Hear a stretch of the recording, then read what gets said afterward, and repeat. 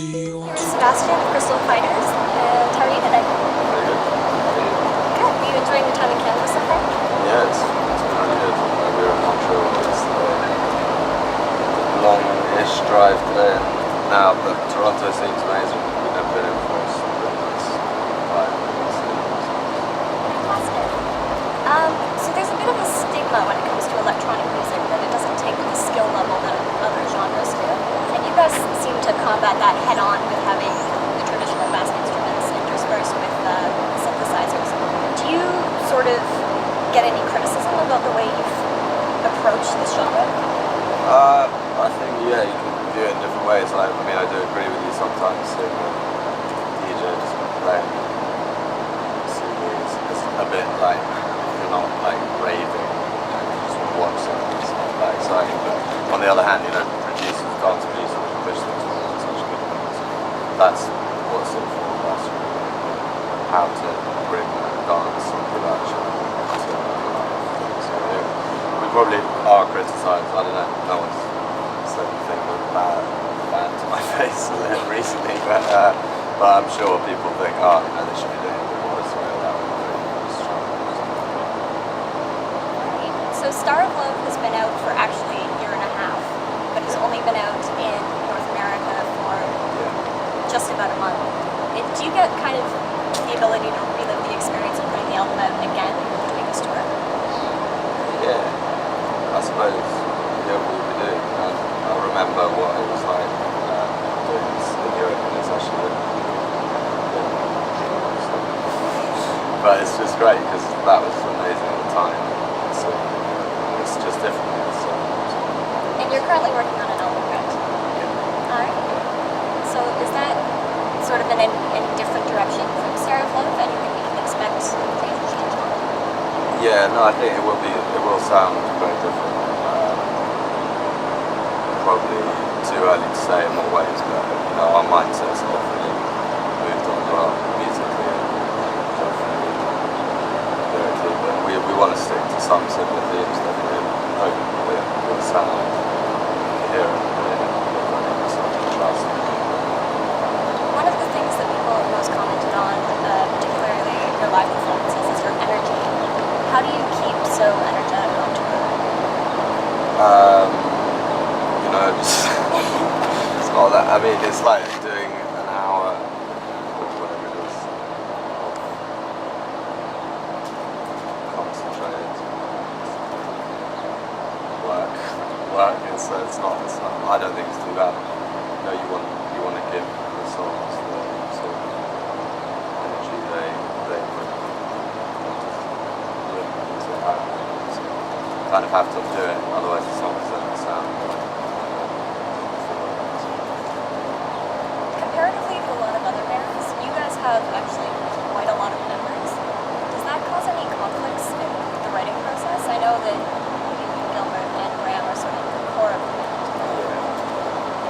And we write together, and there definitely used to be a lot more conflict than there is now. It's going much smoother probably this album in terms of how we write it, because obviously we've been seeing much more of what the real world of these things is like, and we realise there's no point in sort of fighting unless it's about what we actually taste and stuff like that. So yeah, it's cool. But yeah, it's going to be. Do you have a large amount of say sort of in your music videos? Because I know you try so hard to incorporate the bass culture into all of your music. Do you have similar views in the videos themselves? Yeah. It's definitely in evidence, and we always meet with the director. And, like the idea is really the main thing. So everyone's sitting around talking about it for a few weeks when it gets made. So it's obviously the director's great. It's cool, but we definitely like to put our sound in. With the mixing of sort of the traditional culture and the psychedelic sound, do you think that your audience is a bit more broad than people who would stick to one thing? Yeah, definitely. We see that when people come down to the shows. It's not a particular crowd in any way. I don't know who, like, I don't know what the mix is about. It's quite international, I suppose, and mixed, yeah, really mixed, you know, men, women, boys and girls. It's good. In recent interviews, you've actually talked about sort of the state of the music industry working in your favor as such a different band. What's your biggest wish for the music industry at the moment with their trying to sort of recover what they once had? Yeah. I think Gilbert might be the one who's waxing lyrical about that, but yeah, I really see it like I hope musicians, you know, if they work hard, should be able to live in a way that's like reasonable. But, you know, that I'm more concerned on that side. I mean, just I'm not so worried about what's going on at the top level, as long as, you know, I am the people I'm working with on a daily basis are like, you know, working hard and producing. You know, it's like any other creative thing. It's like an art form. You know, so I'm not really so fussed with all that. With touring specifically, now that you've toured Europe, you've toured Japan, you're in North America now, are there any other cultural aspects that you sort of come across that you wanted to incorporate into your music? I know at one point you said you wanted to learn to play the mandolin. Yeah, I have been doing that a bit.